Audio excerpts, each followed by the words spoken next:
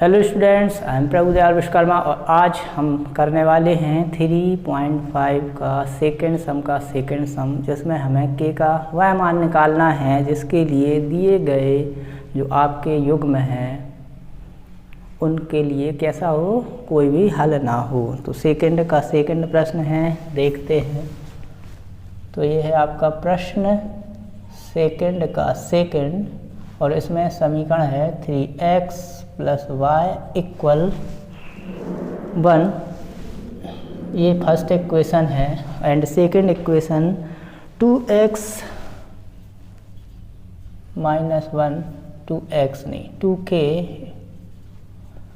- 1 y = 2k + 1।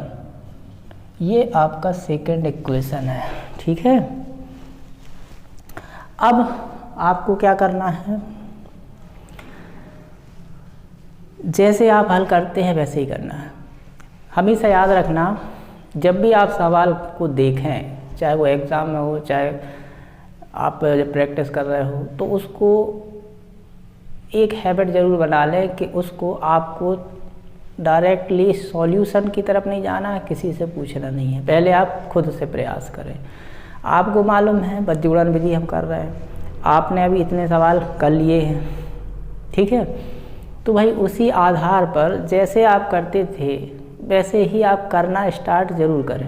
खासकर exam में किसी भी सम को छोड़ के नहीं आना है, ठीक है। और उसका तरीका क्या है, ये बद्युड़न का है, हमें पता चल गया। अब हम इसको करते कैसे हैं वैसा हम स्टार्ट करते हैं। तो हम क्या लिखते हैं, इनकी तुलना व्यापक समीकरणों a1x + b1y + c1 = 0 व a2x + b2y + c2 = 0 से करने पर। भाई इतना तो आपसे बनेगा नहीं, बनेगा तो कोई बात नहीं, जितना बन रहा उतना करते हैं, ठीक है। तो इतना कर लिया। अब इतना करने के बाद तो यहाँ पर क्या हो जाएगा, a1 इक्वल हो जाएगा, भाई तुलना करोगे तो 3, b1 इक्वल हो जाएगा 1 और c1 इक्वल हो जाएगा -1। क्यों होगा -1, ये हम जान चुके समझ चुके हैं, ठीक है। और यदि आपने ये पहले बार ये क्लास देख रहे हैं तो इससे पहले वाली क्लास आप देखें, आपको समझ आ जाएगा।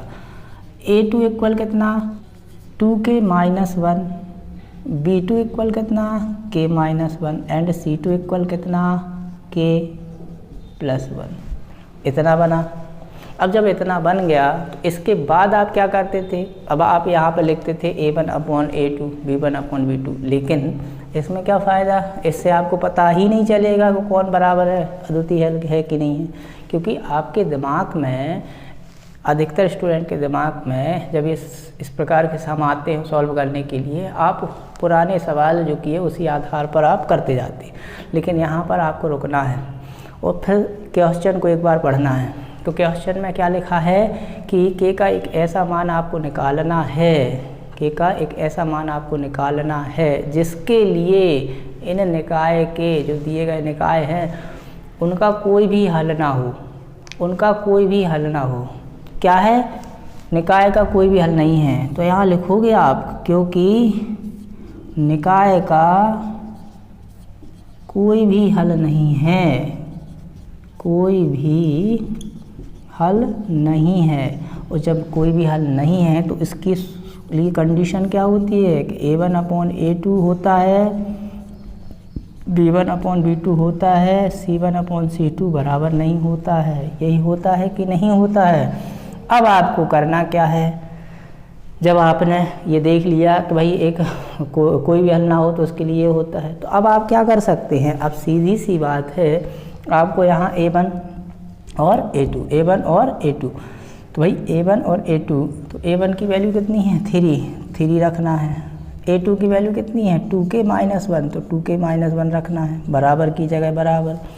b1 की वैल्यू कितनी, 1, b2 की वैल्यू कितनी, k - 1, बराबर नहीं। फिर यहाँ c1 की वैल्यू कितनी, 1 माइनस का, और इसकी वैल्यू 2k + 1, ऐसा ही लिखोगे। जब आपने इतना लिख लिया तो अब आप करोगे क्या, भाई ये इसके बराबर है, इसके बराबर नहीं है, तो हम इसको ले लेते हैं, इसको छोड़ देते हैं। क्या करते हैं, यहाँ पर 2k - 1 इक्वल 1/k - 1 इसको ले लेते हैं, इसको हम अभी छोड़ देते हैं। आप चाहो तो दोनों इस तरफ भी ले सकते हो, या कैसे भाई आप चाहो तो इसको k - 1 2k + 1 इसको ऐसा साथ में लेके कर सकते हो, कोई इसमें गलती नहीं है। लेकिन हम आंसर निकालने की बात करें तो हमारा आंसर इतने से भी आ सकता है, आ जाता है। ठीक है, चलिए जब इसको किया हमने तो इसको ब्रैकेट में बंद किया और यहाँ लिखा हमने त्रियर्क गुणा से। क्या लिखा, त्रियर्क गुणा से। जब त्रियर्क गुणा किया तो आपको मालूम है त्रियर्क गुणा कैसे होता है, ऐसे क्रॉस में होता है और 1 के साथ किसका गुणा हो गया, 2k - 1 का हुआ। तो भाई यहाँ पे कितना हो गया, 3k - 3 का गुणा इसमें भी हुआ तो 3 का गुणा इसमें भी हुआ तो 3 इसका 1 का गुणा किसी भी संख्या में करो कोई फ़र्क नहीं पड़ता। इसका पक्षांतर यहाँ, इसका यहाँ कितना है 3k यहाँ कितना, ये माइनस का 2k और यहाँ कितना -1 और ये प्लस कितना आ जाएगा 3।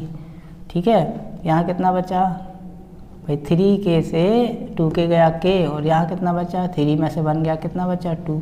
तो ये आपका आंसर आ गया कि क्या आ गया आंसर कि अगर हम k का मान 2 रख दें, k की जगह 2 रख दें और फिर जो समीकरण बने उसको हल करें तो वो समीकरण ऐसा होगा जिसका एक अद्वितीय हल होगा। या यहाँ पर हम करते हैं तो यहाँ त्रियर्क को गुणा करते हैं,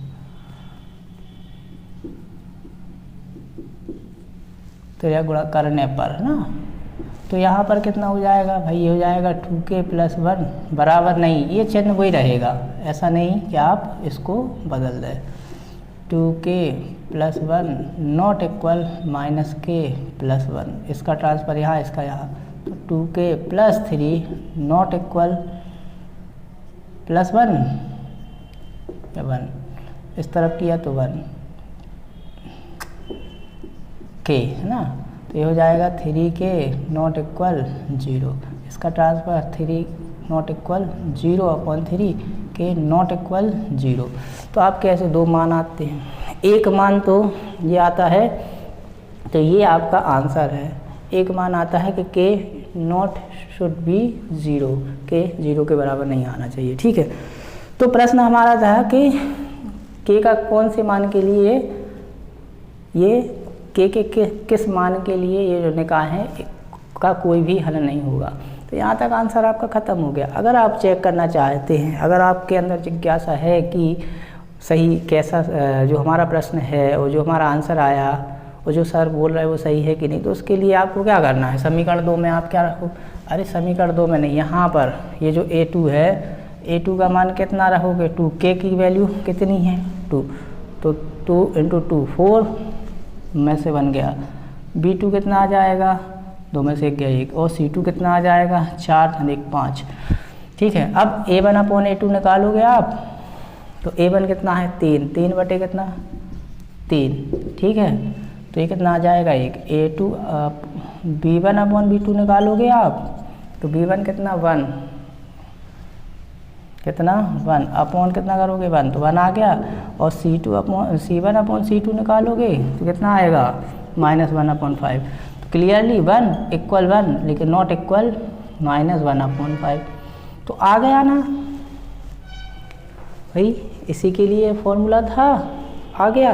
तो भाई k इक्वल जैसे ही हमने यहाँ पर 2 रखा तो हमारा समीकरण कैसा हो गया, जिसका कोई भी हल नहीं है। ठीक है, तो ये रहा आपका 3.5 का सेकंड सम। नेक्स्ट क्लास में मिलते हैं हम इसके अगले सम्स के साथ। अभी के लिए थैंक्स, धन्यवाद।